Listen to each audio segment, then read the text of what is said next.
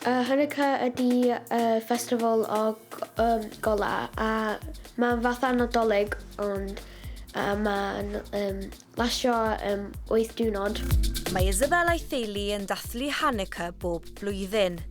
Mae'n ŵyl sy'n para 8 diwrnod ac sy'n dathlu un o'r gwirthiau mwyaf yn hanes Iddewiaeth. Yn ôl yr hanes dros 2000 o flynyddoedd yn ôl roedd yna frwydr fawr rhwng Iddewon a Groegwyr. Ar ôl i'r Iddewon ennill y frwydr roedd yna ddathlu mawr a lamp olew yn cael ei goleuo. Yn annisgwyl roedd golau yn y lamp am 8 diwrnod.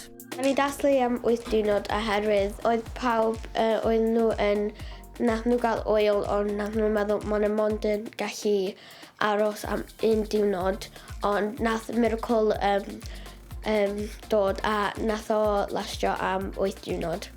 Bob nos am 8 diwrnod felly mae cynhwyllbren o'r enw'r menorah yn cael ei oleuo ac mae yna ddigon o ganu anrhegion a bwyd blasus. Da ni bita pethau fel lacquers, donuts ac tatws a pethau. Rwy present a pobl dod i wneud parti.